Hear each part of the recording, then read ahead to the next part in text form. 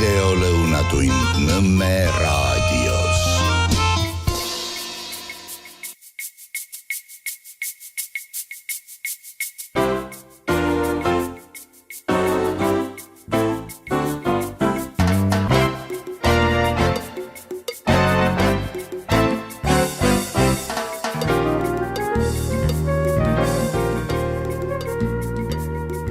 Ja tere maailm, ongi lõunatund Nõmme raadios, olemegi siin ja oleme ka seal ja seda kõike tänu toetajatele, olge te tuhandest tänatud.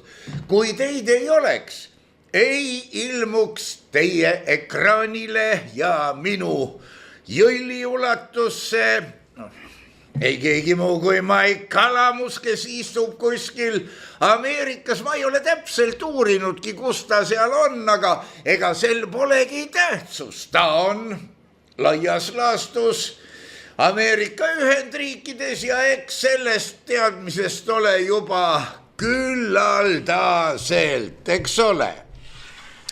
No tehnika on üles seatud, hoiame seda pöialt ja teist pöialt, et ei sünniks suur, seesamune, mis aeg-ajalt sünnib.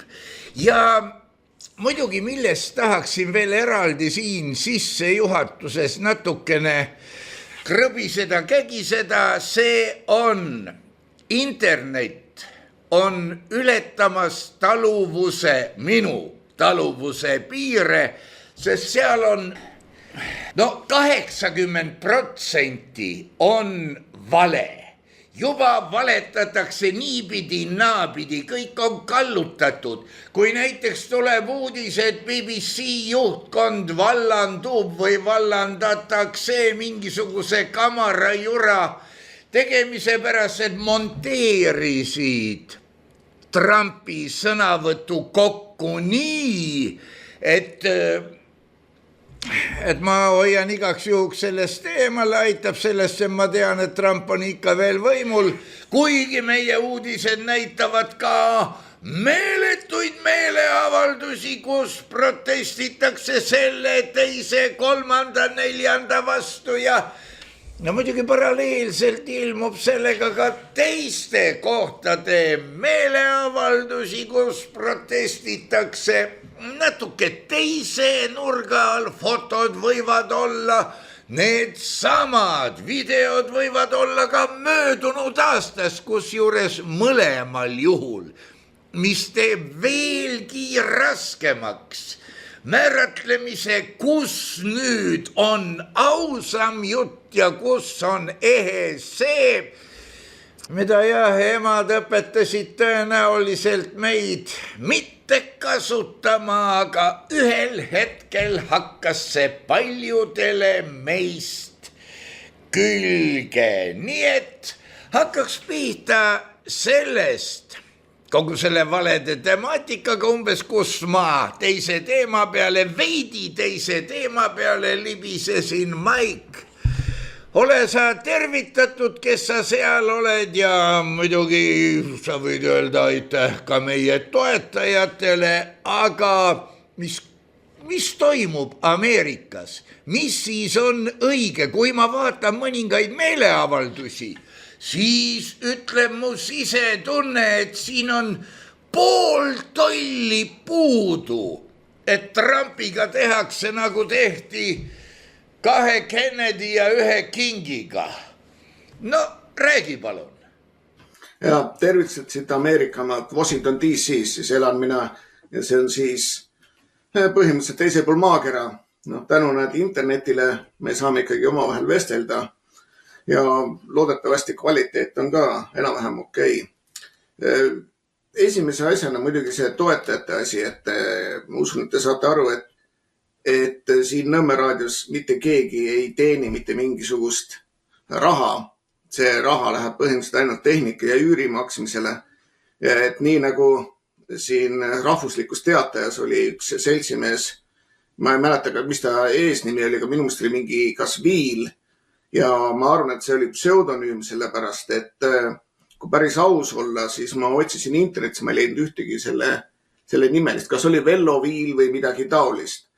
no igastahes, kui vaadata seda kirjastiili, siis mulle jäi väga meelde see niisugune tubli Soome eestlane nagu René Riesenberg, et tema tegi umbes sarnaseid artikleid minu kohta, nii et ma usun, et see kirjastiil on sama. Kas on tema, me ei tea, aga väidetavalt räägitakse, et seal taga on siis tumedad jõud. Et tuletan meelde, et eelmine nädal just Monika Helme postitas teavituse, et temal on kindlad tõendid, et Telegram Eestis, niisugune online alternatiivne siis portaal, et tema teab, et see on Luige meedia poolt ära ostetud miljonite eest ja Hando ja teised seal püherdavad rahas ja räägivad seda juttu täpselt, mida siis tahetakse. Ja tuletab meelde veel mõni päev tagasi ju veel Oleg Besedin võeti kinni siiamaani teadmata, mille eest.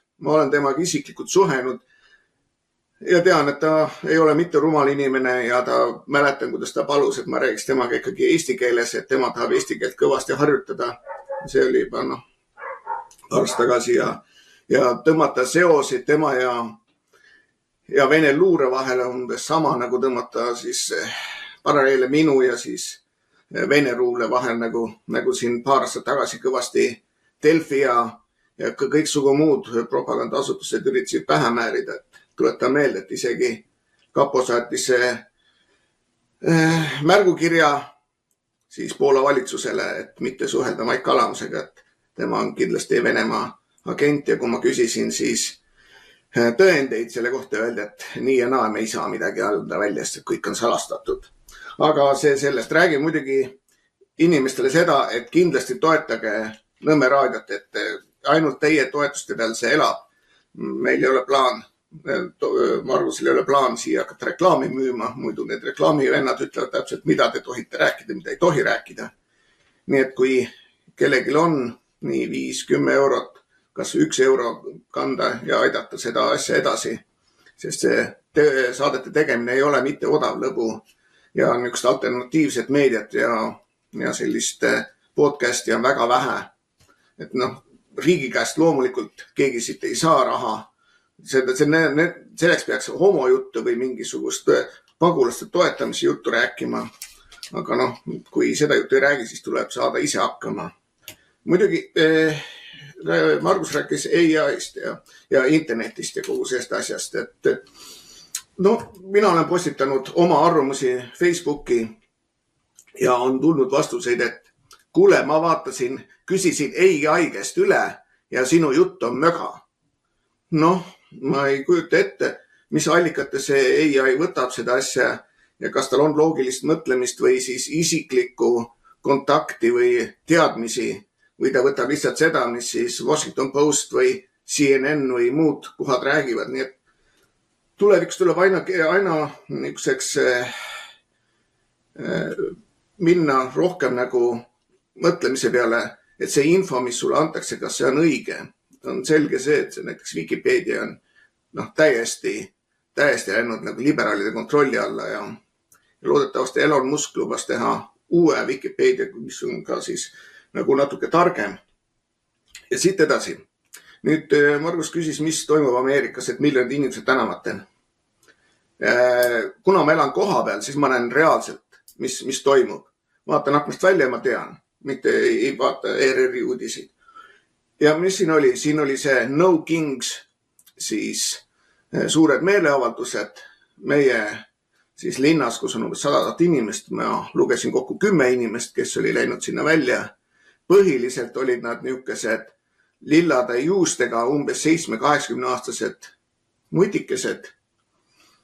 Ja kui siin uurisin, et mis nad seal teevad, siis tuli välja, et meie kohalikus niisuguses online ajalehes, kuulutuste lehes nagu Eestis Kuldne Börs või mis nüüd tänapäeval on, oli kuulutus, et kes läheb sinna, saab $50 tunnis. Ja lihtsalt paned oma nime kirja, lähed sinna, siis antakse sulle vautser ja saad selle raha kätte ilusasti. Et siis ongi niimoodi, et näiteks kell 10 hakkab pihta see No Kingsi või nende liberaalide üritus, pikett siis kell 1 nad saavad oma need vautšerid kätte ja selleks hetkeks on täiesti tühi, siis pole ühtegi inimest järgi. Nii et noh, ja samamoodi on ju DC's igal pool mujal, täpselt need samad kuulutused ja nendest on tehtud kuvatõmmised ja asju ja noh, see on nagu avalik saladus. Need on makstud. Niimoodi. Kui võtsin välja siis, et kes on siis sponsorid, nii. Ja minule imestuseks, kuigi Donald Trump on nagu palju juudi riigi heaks teinud ja need samad No Kingsi, need meeleavaldajad liputavad siis Palestiina lippe, siis pooled nendest rahastajatest on juudi organisatsioonid, kellel on huvi võib otsida, see on avalik info, kes sinna raha andis Ford raha, andis Warren Buffett raha ja siis umbes 5 niisugust tõsisemat juudi organisatsiooni. Noh, mille pärast nad seda teevad, on mulle aru saamata. Ja nüüd oli just New York City's oli siis linnapea valimised ja võitis moslem. Ja kes esimesena neid õnnitlesid? Jällegi juudi organisatsioonid. Ja kui vaadata seal, kes olid nende rahastajad, jällegi juudi organisatsioonid. Mis loogika järgi siis need juudi organisatsioonid rahastavad siis nagu niisugust moslemi ettevõtmist. Et praegusel hetkel juba see New York City's tõmmatakse USA lippe maha, et see pidi tähendama niisugune anti siis moslemi asja. Nii et mida nad tahavad? Kas tahavad kaost ja sõda või on nii nagu osades meemides on kirjas, kus kanad toetavad siis KFC-d ehk siis seda kiirsöögi kohta, mis siis neid samu kanu nüüd praed ja välja annab inimestele. Nii et need asjad on niisugused väga, väga imelikud ja need ütleme globalistide ja liberaalide nüüd nad on ärganud ja nad hakkavad uuesti siis tagasi pushima seda enda agendat, seda globalistlikku agendat ja eks New York City's tahetaksegi teha uus London, sest vaata, mis Londonis toimub, see on hullem kui Kabul või mingi muu koht, et võib-olla ainult hullem on Brüssel sellest, aga midagi rõõmustavat ei ole see New York City'ga ja on teada, et inimesed tahavad sealt ära minna ja praegu kinnisvarahinnad New York City ümbruses tõusevad, aga New York City sees siis nad ka langevad, sest lubati ju, et hakatakse siis riiklikku kauplusi tegema, söögikauplusi tegema. Lubati, et üürid enam ei tõuse, et linn paneb kinni, et sa ei saa üüri enam tõsta inimestel. Ja kõik selliseid absurde ja ütleme vabale riigile mittekohaseid asju tahetakse anda. Et see on esimeseks kõik. See on nüüd, jah. Selles on oma loogika ja selles on oma jubedus. Kui keegi rahastab, ütleme niimoodi, 2 poolt ja ajab neid tülli, siis läheb ta kakluse ajaks ise eemale, et need pooled teineteist nõrgestaksid ja siis on juba, et money talks ja kuna raha on nende käes, siis pannakse ka asjale käpp peale. Kummalised juhtumid või kummaline olukord on ka Euroopas, sest siin peale Ungari on mitmed riigid niimoodi oma seisukohtadega küllaltki kõikuvad ja küsimus on milles? Küsimus ei ole tülis ja sõjas. Siin on küsimus rahas ja kaubanduses, et piiriäärsed riigid saaksid vahendada midagi ja teenida selle pealt, sest hetkeseisuga me võime ju rääkida mida tahes. Siin on visatud välja küsimus, et kas meil on vaja kodanikupalka, isegi brittide poole pealt või kuskil seal, ma ei mäleta, kas tal oli aktsent või ei olnud, aga ta rääkis toredasti, kuidas oleks vaja, ma ei mäleta, kui suurele rahva hulgale, kellel on 2 või enam last anda iga ühele, et saavad, see oli Poola, et saavad 1000 eurot rohkem kätte. kätte, koguni 6, nagu ma aru sain, või midagi taolist. Aga kui me vaatame seda teise pilguga, vaatame niimoodi, et aga paneme selle summa meie ametnikele palgalisana juurde, mitte kodaniku palgaks. Ja mõelge nüüd ise välja, milline maks tuleks veel kehtestada, et selleks raha leida. Ja kas te suhtuksite siis asjasse täpselt nagu kodaniku palka?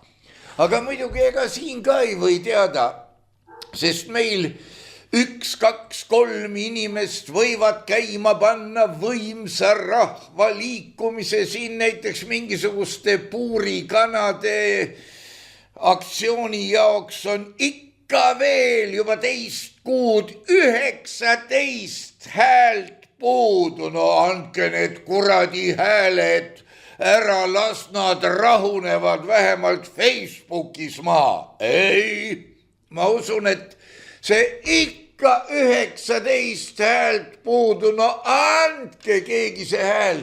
No mis need hääled teevad? Võtad need hääled, lähed a la isand, lase perel elada ja annad selle petitsiooni ehk palvekirja üle. Nad tunnevad, need, kes selle vastu võtavad, ahaa, kardavad, austavad, no andke oma palvekiri siia. Me paneme selle arutluste järjekorda ja midagi ei muutu. Sest tahad või ei taha, siinkandis rahvas hiljuti tegi oma valiku ära. Vot seda on vaja valida. Mina annan oma hääle vot sellele, sest mina tahan olla võitjate poolel. Ja siin ma võiksin öelda pikemalt vahele, ja sa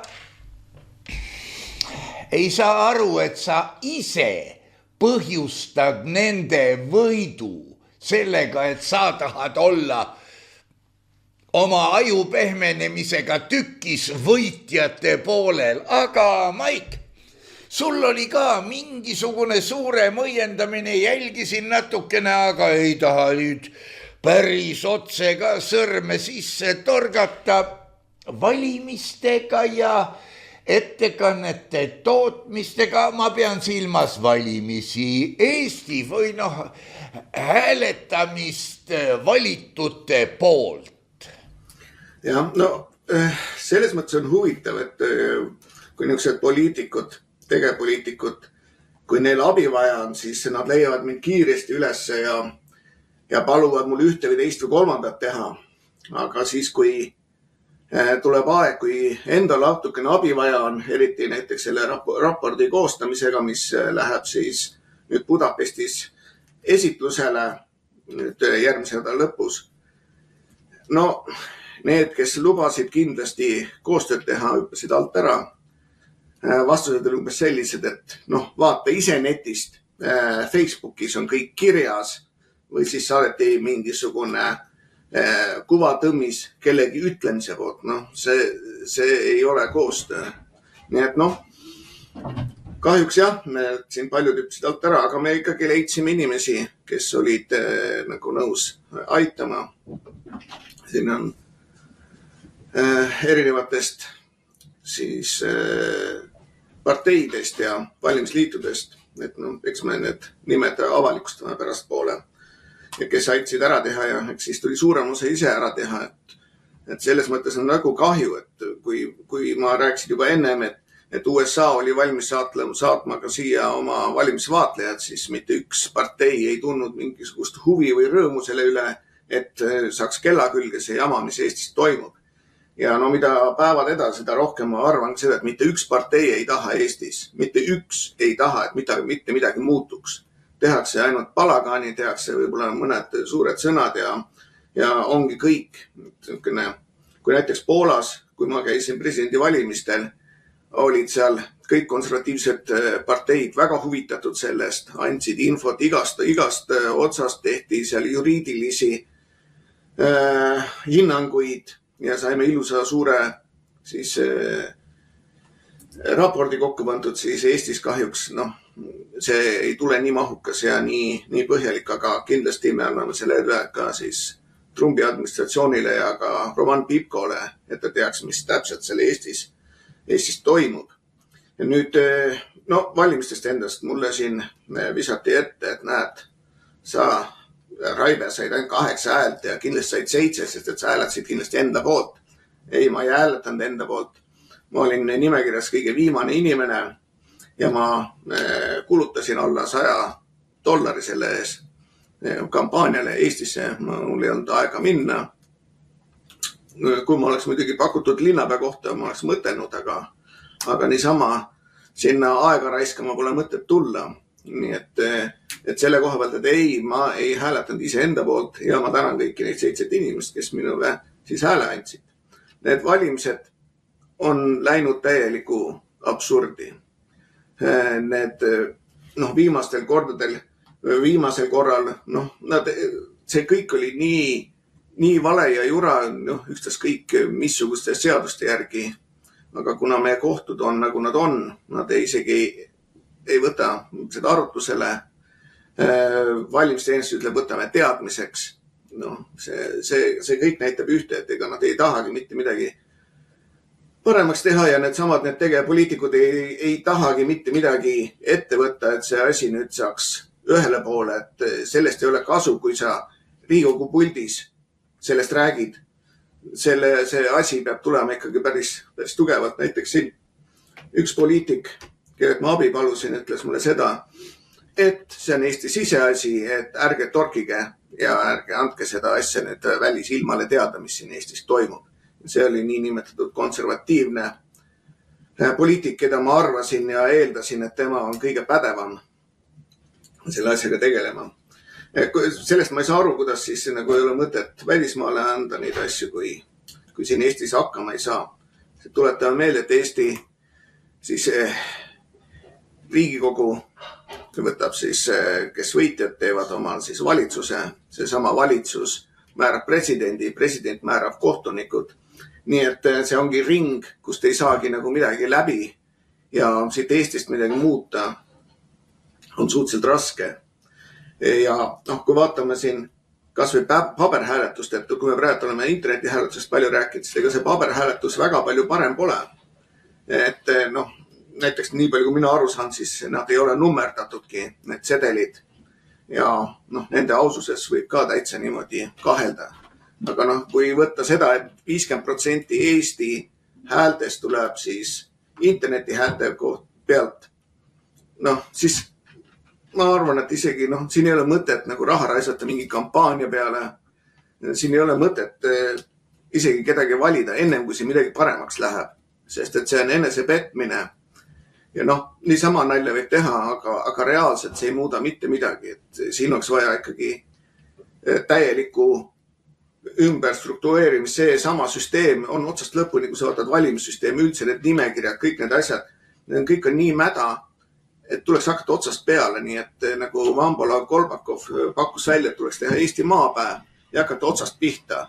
Et niikuinii, kui 1/4 Eesti eelarvest on laenuraha, kujuta ette, kui sinu perekonna eelarves 1/4 oleks ainult laenuraha ja mida sa võid iga aasta juurde võtma, sa oled pankrotis. See tähendab seda, et Eesti ongi pankrotis juba praegult. Aga lihtsalt see käib natukene edasi, kuni inimesed aru saavad, et kui paat lekib, siis ükstas kõik, kus otsas sa oled, see vesi jõuab lõpuks ka sinuni. Lihtsalt läheb natuke rohkem aega ja kui arvad, et sa oled võitjate poole peal, siis üks hetk oled sa põhjas koos nendega. Ja natukene siin tahtsin meil seda ütelda, et nende samade nüüd, kui sa rääksid kodanikupalkade kohta, siis tegelikult see kodanikupalk on juba ammu olemas. Näiteks Eestis ju saavad need pagulased 800 euri per kärss mitte millegi tegemise eest. Mis asi see on? See ongi ju otseselt kodanikupalk. Või näiteks kui ma elasin Inglismaal, siis mulle tuli üllatusena, mul naabri maja oli igavesti suur maja, võimas maja, maksis, ma ei kujuta ette, kui palju. Ja kui ma naabritega ükskord rääkisin, siis nad ütlesid, ei, et ega meie ei maksa selle eest. Et meil riik maksab. ja jutu käigus tuli välja, et tema elu sees pole tööl käinud. Tal on küll seal 4 last, igale lapsele on ette nähtud Inglismaal siis, et tal on oma tuba, kõik makstakse kinni, pluss antakse siis veel päris korralikult. Kui sa tööl ei lähe, saad põhimõtteliselt toetust, mis on suurem kui miinimumpalk. Ja kui sa üüri ka midagi ei maksa, see tegelikkuses ongi juba kodanikupalk ja seda on juba generatsioonide vältel olnud Inglismaal. Nii et see kodanikupalk ei ole mitte midagi uut. See on lihtsalt see, et need muidusööjaid ja ma arvan, võib-olla isegi riike pankrotti lasta, sest et neil on vaja ju kõikvõimalikke teenuseid, terviseteenuseid. Kui nad makse midagi ei maksa, sealt ei saagi mitte midagi tulla välja. Ega siis Eestis nende pagulastega pole parem. Ja veel üks asi, mis mainimata Eestis on. Kui sa ütled, et Eestis meediasse ei jõua asjad, siis ju Erasmus on selline nüüd ühendus, mis siis elab Euroopa Liidu rahade pealt. Nüüd nad tegid muutuse, et nad 42 miljardit annavad Erasmusele, siis Euroopa Liidu komisjon annab neile, et sisse tuua tudengeid Aafrikast ja Lähis-Idast. See tähendab seda, et neid tuuakse sisse kvoodiväliselt. Need ei lähe ametlikult siis kohe alguses, ütleme nende kvootide alla, millega võib siis neid põgenikke vastu võtta, vaid see käib hoopis nurga tagant, tuuakse sulle nad sisse, need targad üliõpilased, kes hakkavad siis majandust edasi viima. Ja eks mingi hetk nad siis hakkavad saama toetusrahasid, ju antakse mingi spetsiaalsed veel stipendiumid ja nii see asi läheb ja vahetatakse rahvas välja. Kui vaata Euroopat, Lääne-Euroopat, siis ongi juba see rahva väljavahetamine juba toimunud. Et sama asi tuleb ka Eestiga. Eestis lihtsalt ollakse veel vaesed ja kehva kliima, aga küll nad ka sinna jõuavad. Et selles mõttes jällegi see kodanikupalk on minu meelest rohkem mõeldud nendele niinimetatud põgenikele, nendele, kes tulevad siia lihtsalt ainult tarbima seda siis heaolu ja sellega seoses siis ega riigid, maksumaksjad ju, kus see raha läheb? Kus see raha tuleb? Nende palkade pealt, need, kes tööl käivad reaalselt. Isegi mitte riigiteenistuste käest, et see käib lihtsalt, nad ei loo mitte midagi, see käib lihtsalt ringi. Nii et ütleme see, kui vaadata Saksamaad ja Prantsusmaad ja Soomet ja Rootsit, ega seal pikka pidu polegi. Et kohalikel ei jätku raha, ega Eestis on samamoodi, kohalike jätku raha, aga kõigile muule jätku raha. Võtame need pagulased, LGBT, kõik muud asjad, sinna läheb meeletud summad. Kui kohalikul midagi vaja on, siis sinna ei tule kuidagi öeldakse, et ei ole ja ei saa mitte midagi. Nii et jällegi üks tõsine küsimus on see, kust tulevad suured rahad. Kui ma vaatan siin näiteks, suured rahad on teenitud ikkagi sõdadega. Nii ka Ukraina sõda, kõik teistega on saadud väga paljud inimesed rikkaks. See epideemiaga nii nimetatud selle COVID-iga said ikkagi väga paljud inimesed väga rikkaks. Kus see raha tuli? Riikidel ju raha pole. Nii et maksumaksja taskust võeti veel laenu, et see maksumaksja veel maksab seda veel mitukümmend aastat tagant järgi. Ja keegi saab väga rikkaks. Ja see ei ole mitte maksumaksja. Maksumaksja on see loll ori, kes peab kõik kinni maksma. Nii et tume on see tulevik. Ega ma ei taha siin praegu rääkida nii-öelda koloniseerimisest ja muust taolisest, samas kui siia tuleb suur hulk inimesi, et nad saaksid targaks ja oma riikides siis hakkaksid elama umbes nagu meie või siis tekib küsimus, vaata vanal hallil ajal missionärid läksid üle mere või läksid jalgsi Euroopast Hiinasse selleks, et jagada oma õpetust. Nüüd, nii võttes missionäridel on ropp raha taga ja toome selle riigitäie siia. Las nad möllavad siin ja kui nad ära minna ei viitsi, ainult nendega. Me teeme ruumi või ma ei saa põhimõttest aru, aga nii-öelda missionitööga hariduse teadmiste jagamisega ei ole siin suurt pistmist küll. Muidugi võiks torgata sõrme sisse ka meie parteide ühtlasesse monoliitsesse halli massi ja küsida, kui su sõrm on seal sees, mille järgi sa tuvastad, et ossa, need on konservatiivid, ahaa, need on liberaalid. Ei tuvasta ju. Valimiste puhul niisamuti. Küsimus ei ole mitte seadustes. Küsimus on. Ma nüüd ei tea, kas nooremad inimesed ongi seda sõna kuulnud, aga see on südametunnistus, mitte maailmavaade, mille eest makstakse. Südametunnistus, vaat see on niisugune imelik elukas, et seda oleks ka vaja. Ja veel üks pauk, näed, siin on elektroonilised hääled, siin on need paberhääled. Sina tuhnid siin kuskil IT-tehnilistes imepeentes nüanssides. Teine vaatab siin paberikuhja ja mõtleb, nii palju kui ta mõtleb, et kas siin on kõik korras, aga piisab sellest, kui sildid ära vahetada ja kui vahele jääd, siis öelda, et oi kurat, trükikotta läks vale materjal, sekretär tegi näpuka ja kõik. Ja jälle nüüd me taandume nii suure rahva hulga siia õppima toomise, selle sama meie hääletussüsteemi, meie pahempidi missionitöö juures ikka selle sama atavistliku värdja peale, ma pean silmas südametunnistus, mis on seotud muide ka koduse kasvatusega. Ja, mäletan seda aastat tagasi, olin Tartus ja seal olid niisugused mustad tegelased ja kohalike käest küsisin, et mis te arvate neist. Ei, need on tublid üliõpilased ja võib-olla tõesti on tublid üliõpilased. Aga kui ma pärast pole vaatasin, siis need samad üliõpilased seal väntasid niisuguse porise lumega segatud niisuguses, kuidas ilusaid sõnu ütelda, pasas ja vedasid seal mingisuguseid toidukotte laiali. Et kas ta oli Bolt või Volt või midagi taolist oli ta seal kirjas veel peal. Ma ei näe, et Eesti rahval oleks vaja siis midagi neid sisse vedada. Ja kui mäletame nõukaajal, oli ju tegelikult sama asi paljudes riikides, näiteks Valgevenes ja ka Lätis ja Eestis ja praktiliselt kõikides riikides veeti ju siis Venemaa inimesi, erinevaid rahvusid veeti sisse.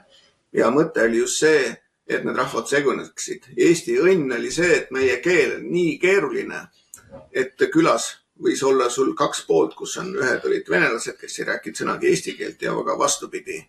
Näiteks seal Mustakandis oli seal väga ilusasti näha, kuidas üks küla hakkas ja teine lõppes ja siis oli järgmisena oli tänav oli vahel ja siis tuli Eesti küla, kus olid nende eestlased ja vastupidi. See selleks, seal on ka muidugi vanausulisi, nemad räägivad eesti keelt väga hästi, et nendel müts maha. Aga see mõte on juba ammusest aegadest, see rahvaste segunemine. Seda tegi Aleksander omal ajal, kui ta seal vallutusretki tegi. Seda on kõik teised ottomanid teinud. Seda on Džingis Khan teinud, oma vere segamist ja asju. Ja eks see midagi pole uut siin päiksel ja samamoodi tahetaksegi seda rahvast välja vahetada, kui Eestis on ju öeldud lausa minu meelest haridusministri poolt, et Eesti peab olema kodanikeriik, mitte rahvusriik.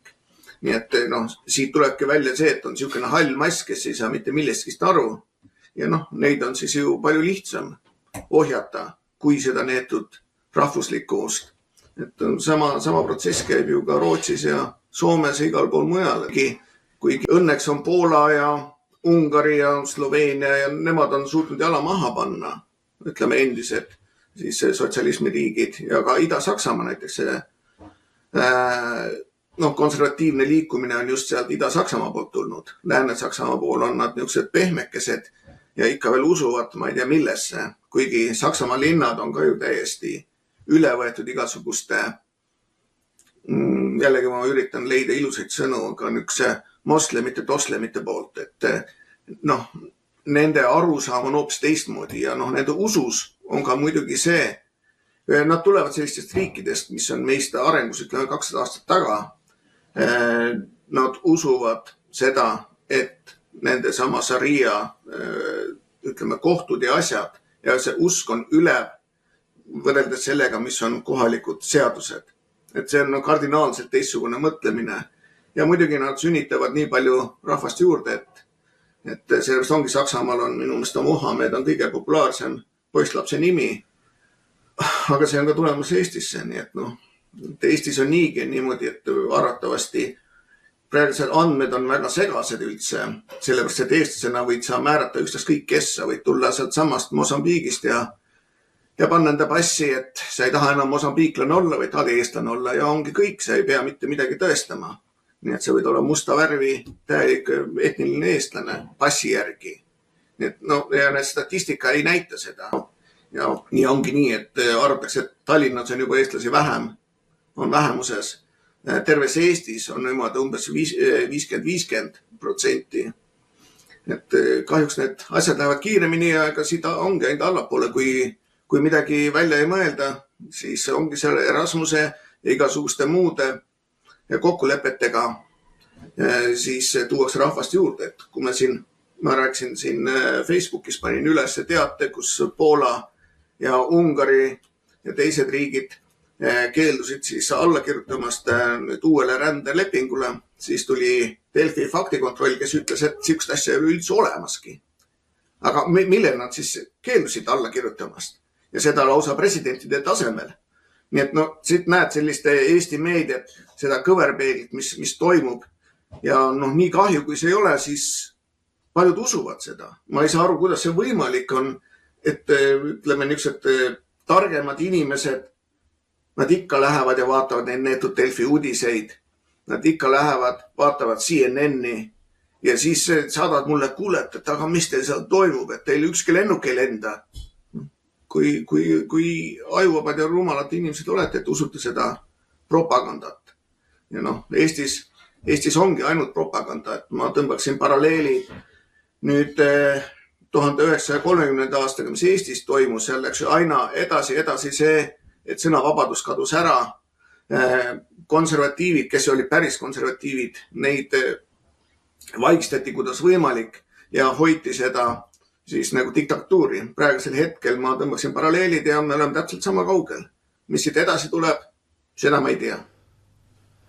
Meie aladel on see, et me vaatame, paljud meist vaatavad aina Brüsseli poole ja ei pane tähele, et seal nende sümboolikas või regaalide hulgas on ka hiigelpilt Paabeli tornist, mis oli ka üks untsu läinud katse kõik rahvad ühte sulatada, aga vanajumala viha peksis rahvad laiali ja tegi nii, et nad ei tuleks enam karjas kokku ja ei tahaks oma ülbuses ehitada hiigeltorni, mis on muidugi väga hea ja õige tegu, sest eks võib ju õppida teise rahva keelt ja nii edasi ja nii tagasi, kui seda on vaja. Samas see, mis toimub praegu eesti keelega. Isegi Andres Raid loeb siin meile ette tegelikult tulemust, pinnavahtu ja ei pane tähele, et toimub umbes sama kui inglisekeelses kirjanduses. Ma pean silmas James Joyce'i Ulyssest, mis mille kohta haritud ja intelligentsed inimesed on öelnud, et sellega pandi alus inglise keele hävitamisele. Samas Dylan Thomas, temalt on eesti keeles, ma ei tea, kas Joyce on ilmunud või ei ole, aga Dylan Thomaselt on kindlasti paar asja ilmunud eesti keeles, kas või Loomingu raamatukogu Piimmetsa vilus. Dylan Thomas oli selline huvitav inimene, et tema lemmikkirjandus oli leksikoni, kus ta otsis uusi sõnu, mitte ei konstrueerinud uusi väärtsõnu ise või ei andnud traditsioonilistele sõnadele niisugust kasutust, et ma ei tea, mis kohast ma peaksin endal kinni võtma, et see mõjuks ja natuke niimoodi üles ärritaks. Täna lugesin, vaadake eesti keelde on tulnud prantsuse keeles sõna puänt, mitte puänt. Nii nagu üritatakse seda väga peenelt hääldada. Kurat võtku, õppige sõnad selgeks, tehke kindlaks nende tähendus ja siis kasutage alguses ettevaatlikult, hiljem juba julgemalt. Kui meil on siin jutt sellest, et Eesti peab olema kodanike riik, vaata, ma olen sellega 100% nõus, aga need kodanikud olgu ka kodanikud, mitte kodakondsed pelgalt. Raigo Sõlg on selles kirjutanud väga ilusti ja selgelt oma hundiraamatus. Temal oli ahviraamat, ahvist kodanikuks või vastupidi. Seal on väga palju asju lahti võetud ja kui siin hiljuti üks noor inimene ahastas, et aga nii ju ei saa teha, see on põhiseaduse, ma ei mäletagi, mis sõna ta kasutas, aga midagi põhiseadusele põmm.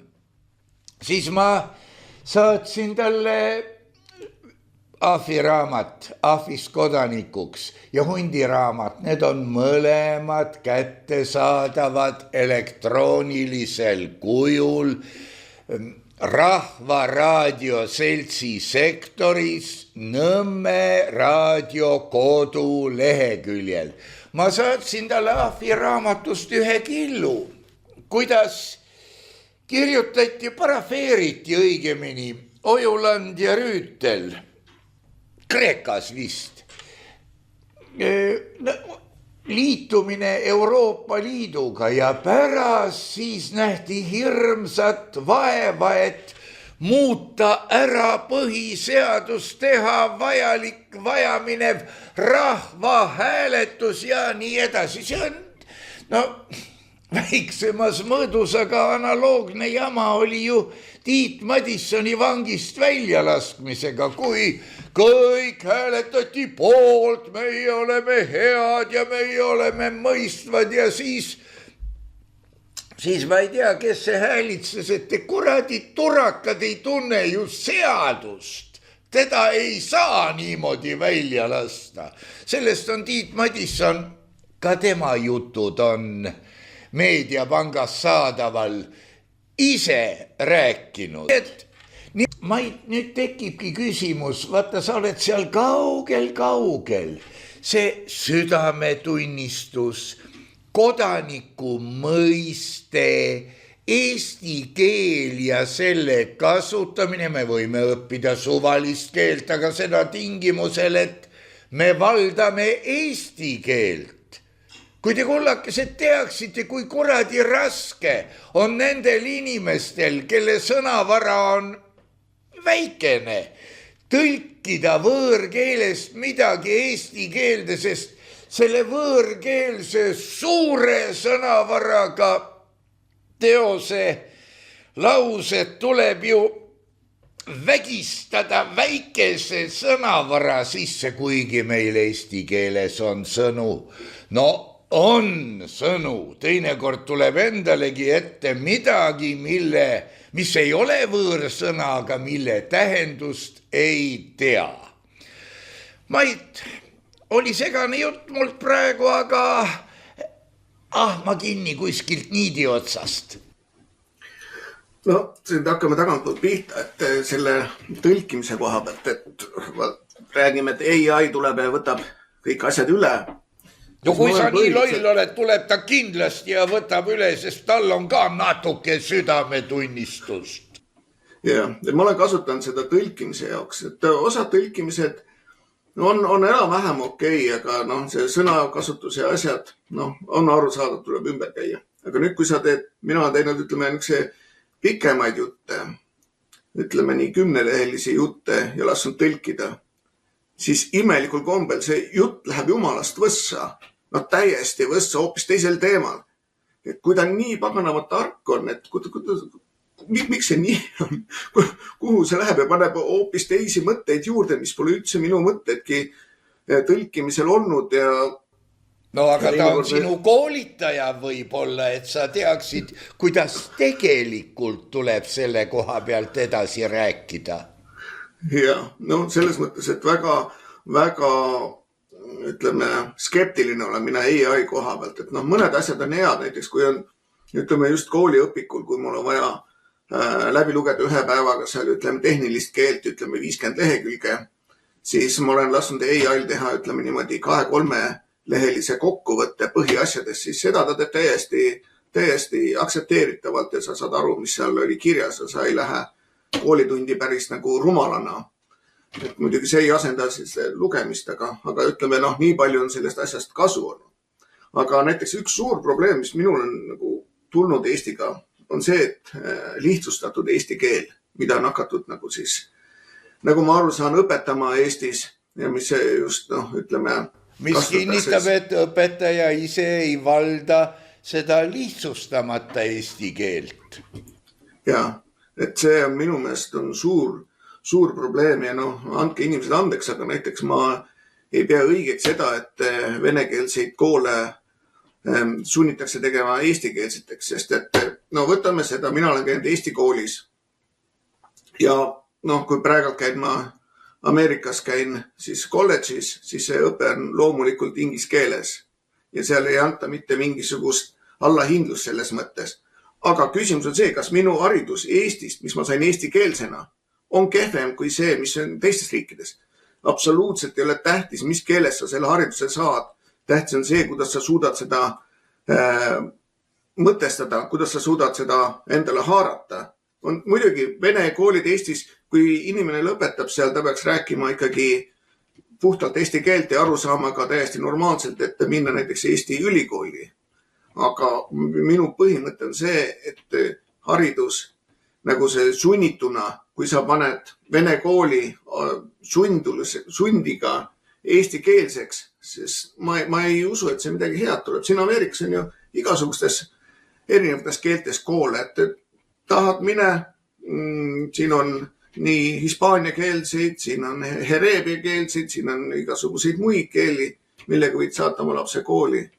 Aga loomulikult lõpuks peab ikkagi see tase olema sarnane ja tihti on see ikka niimoodi, et sa pead natukene juurde maksma selle eest. Aga põhimõtteliselt mina leian, et ei ole vahet, mis keeles sa hariduse saad. Tähtis on see, mis sa selle haridusega peale hakkad ja muidugi veel teine asi on üldse, mis teemast natuke välja on see, et sa saad tarkused, aga mitte oskused. Et kui nõukaajal meid sunditi siis põllu peal käima kive korjamas, sunniti meid siis kartulit korjama, meile tööõpetuse tunnid, et oskasid seal naelaseina lüüa, oskasid, ütleme, erinevaid tööriistu kasutada.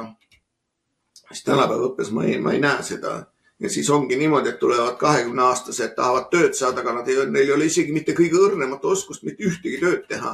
Sest ainuke asi, mida nad on teinud, on olnud siis TikTokis või kuskil mujal sotsiaalmeedias ja puudub selline töö tahtmine. Rääkides nüüd tarkadest sõnadest, minu põhimõte on alati olnud see, et vältige tarkusõnu. Et proovige rääkida inimestele ikkagi lihtsate sõnadega. Sest igat asja on võimalik keeruliseks ajada, eriti juriidilised tekstid, neile meeldib nii hirmsalt keeruliseks asja ajada mingi lihtne asi, mida on mõttetu. Kui te vaatate näiteks USA põhiseadust, siis on väga lihtsas keeles kirjutatud. Seal ei ole mitte midagi superkeerulist. See on nagu juturaamat, niisugune hea lihtne lugeda. Aga kui vaadata nüüd näiteks siin Eesti põhiseaduse kommenteeritud väljaannet, sa läheb segadusse, milles on, et miks keegi mingisuguseid arvamusi seal kirjutab, mis seal üldse toimub, see on täiesti jama. Ja kui vaadata nüüd, et Eesti põhiseadust, minu meelest Eesti põhiseadust ei järgi ju mitte miskit enam. Keegi, see on naljanumber järgi jäänud. Sealt seda ei kasutata mitte kuskil. Ja võetakse vastu ainult siis mingisuguseid Euroopa Liidu seadusi. Ja me isegi ei tea ju täpselt, mis need seadused on, kuidas need tõlgitud on, et on jällegi räägitud, et see tõlgitud on AI-ga. Jumal teab ja me võtame vastu. Nii et siit tekib küsimus, et kes siis Eestit üldse valitseb, et see aina segasemaks läheb. Eriti kui jätad meelde seda, et kui loodi kapo, siis rohkem kui pooled töötajad olid ju KGB taustaga. Kus teises riigis selline asi toimunud on? Ja see on täiesti ametlik info, seda võib vaadata ja ma usun, et seal ei ole mitte midagi muutunud. Nii et kes on siis see boss Eestis, kes seda valitseb? Ja mis sina arvad? Siin on see asi, näiteks kapo puhul, et sellest ei piisa, kui ütleme kapolaatsesse organisatsiooni võtta tööle ainult ustavad nii-öelda, selles kodanik Tsäbovõitra mõttes. Sest nad ei tea organisatsioonist, nad ei tea ülesehitusest midagi. Ma tean ühte, nüüd on õnneks või kahjuks aga surnud, kes ütles, et mina ei ole põhiseadust lugenud, ma ei loe ka seda sitta. Mina olen Eesti mees ja ajan Eesti asja. Vabandust, on ikka hull küll. See ustavad on ka üks hulk inimesi, kelle eest tuleb kohati end kaitsta. Siin me oleme praegu väga jälle selle koha lähedal, kus ma rääkisin sõrme pistmisest meie parteide halli massi, mille järgi sa määrad, et see nurk on siin konservatiiv, teine on liberaal ja kolmas on võib-olla, ma ei tea, jesuiit või... Ja ei ole midagi halba selles, kui ma ütlesin jesuiit, ma ei halvustanud mitte kedagi. Keele küsimus.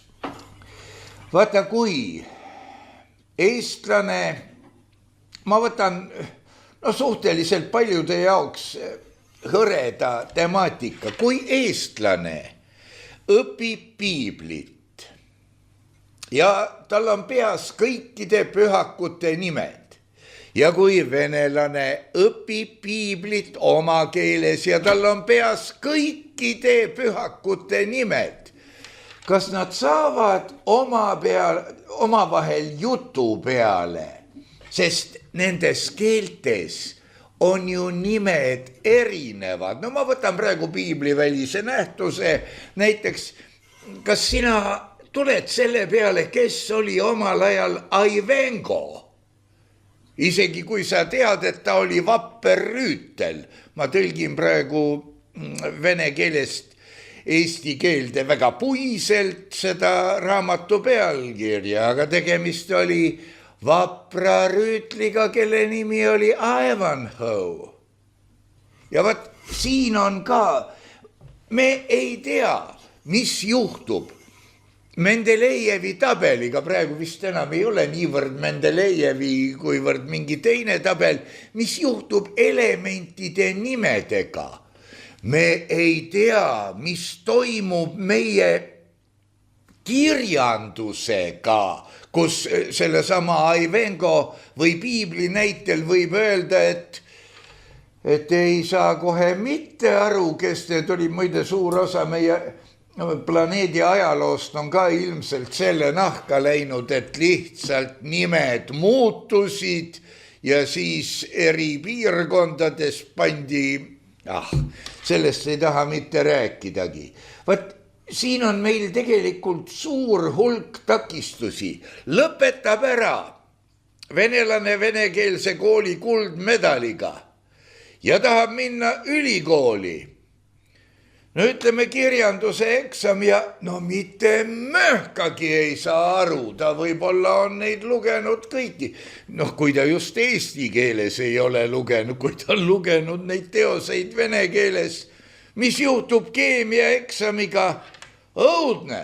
Ja vastupidi, eestlane läheb, ma ei tea, kuhu ta läheb, kus on asjadel nendekeelsed nimetused, jälle pumpsus.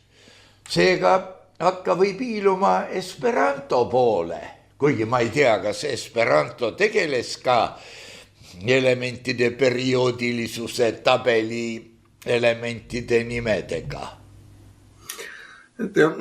Mina võin enda seisukohalt ütelda seda, et ma keemiaga nii täpselt ei tea, aga näiteks matemaatikas, füüsikas ma ei ole küll näinud mingisugust probleemi arusaamisega, võib-olla mõni tähendus, mida tuli pärast mulle nagu tõlkida, aga põhimõtteliselt on väga sarnane ja muidugi kirjanduses, kui inimene läheb kirjandust õppima, siis loomulikult peab ta olema sel tasemel, et ta sinna sisse saab.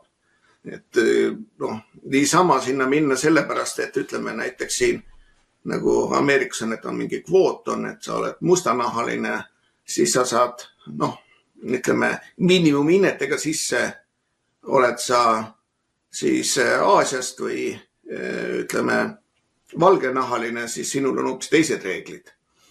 Et ma loodan, et sinnamaani see asi ei lähe ja ikkagi... No siin on muidugi eriti hull variant, kui ülikool peab komplekteerima võt selleks kuupäevaks täiskoosseisu, aga 2 tükki, olgu nad siis valged või mustad, on puudu.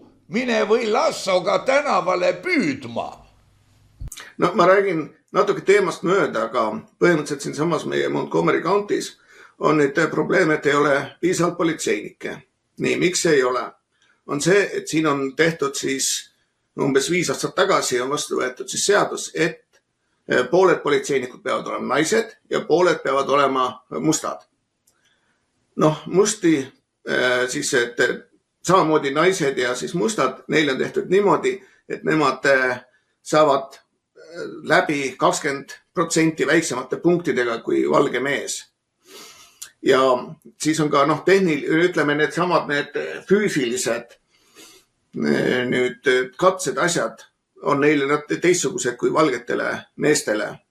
Ja siis ongi aga probleem on selles, et mustad ei taha tulla politseinikuks. Naised põlevad väga kiiresti läbi keskmiselt 2 aastaga. Ja mida kohalik meedia väidab, on see, et nad põlevad läbi sellepärast, et meil on valged meespolitseinikud.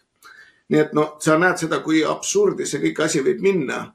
Ja kas tõesti sa tahad, et oleks politseinik, ütleme must, kes on saanud 20% väiksematega läbi, kes ei tunnegi õigeti seadust. Ja kujuta ette, kui sul kirurg on selline, oled sa seal lamad, hakatakse maski panema, näed, et kirurg on must ja siis sa mõtled, paganda sai ju 20% väiksemate numbritega läbi oma siis diplomi kätte.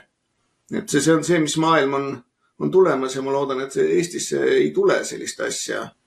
Ja eks seda ole näha. Muidugi piibli koha pealt, minu meelest piiblil on kõige tähtsam mitte need nimed ja pühakud, vaid see, mis on see nagu asja mõte ja muidugi see tõlgendamine. Praktiliselt igaüks tõlgendab isemoodi seda, kuidas tema aru saab siis nendest piibli asjadest. Muidugi osad on sellised, kes käivad lihtsalt kommenteerimas, panevad mingisuguse lause kuskilt piibli nurgast ja siis arvavad, et asi on otsustatud.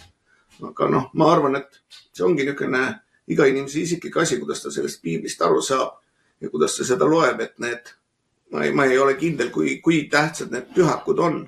Parem on elada nende põhimõtete järgi, et kui me vaatame jällegi poliitikuid, kes käivad ristkaelas, mida nad teevad, Nad müüvad, nad panevad endale märgi, see on nagu firma märk, et see on nende identiteet, mille järgi nad siis ennast müüvad. Aga südametunnistus? No ma arvan, et seda on väga vähestel. Ja mida aeg edasi, seda rohkem sa näed seda, kui vähe on inimestel empaatiat ja südametunnistust. Sest et kui vaadata neid poliitikuid, kuidas nad käituvad, need niinimetatud kristlastest poliitikud, kuidas nad teisi maha tambivad, täiesti valet ajavad välja, siis see ei saa olla ikkagi Nendel on meeles võib-olla see Vana Testamendi lause, mida nad väänavad enda peale ja Jumal ütles, et mina annan selle rahva sinu kätte, võta vastu tema jaoks ebapopulaarseid otsuseid, nii et ta vingub su käes. Ja nad on rohkem minu meelest nagu sotsiopäädid ja kui ennem oli siin rääkimine seda, kes on siis konservatiiv ja kes on liberaal.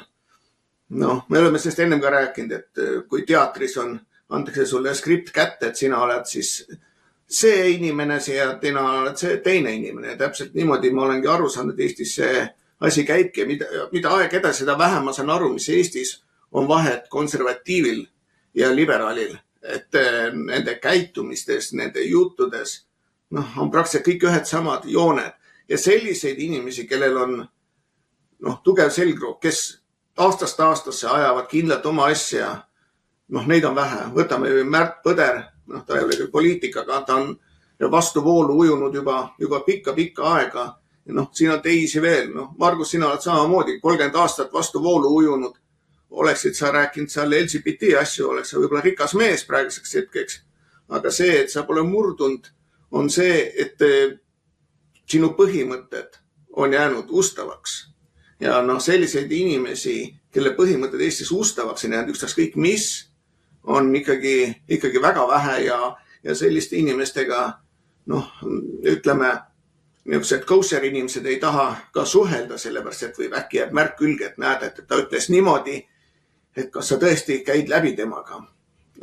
Samamoodi nagu Oleg Besediniga ma ütlen, et nii palju, kui mina temaga suheld oli ta väga nagu viisakas ja tark inimene, mitte kindlasti loll ja minul ei jäänud ühtegi muljet, et ta oleks olnud mingi kellegi agent, keda oleks vaja kinni võtta. Ma arvan, et oli samamoodi isepäine ja isepäiseid inimesi diktatuur ei soosi ja neid üritatakse igatepidi neist lahti saada.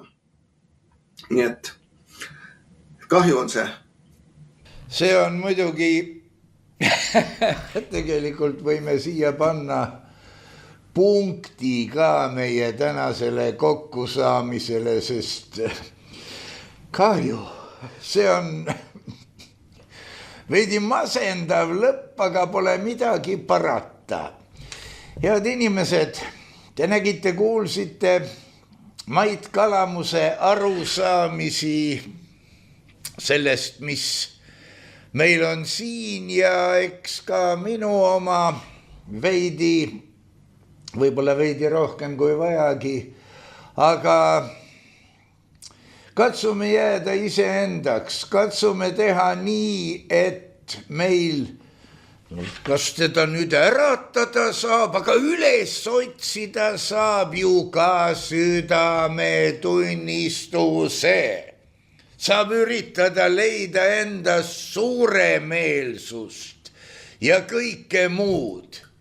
Ole tänatud, Mait Kalamus, olge tänatud kõik toetajad, tänu kellele me siin nähtavad, kuuldavad olime ja meie püha sõda läheb edasi.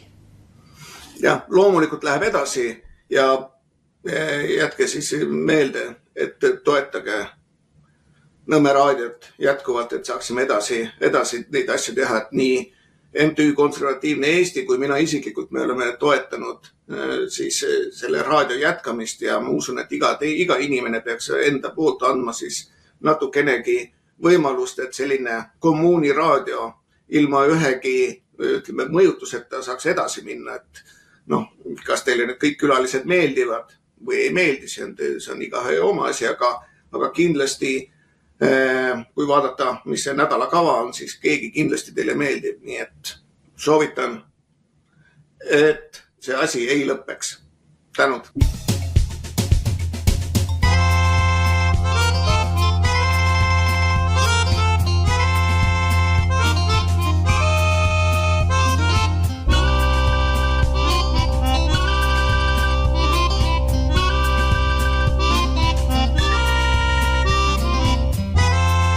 Saade on salvestatud 2025. aastal.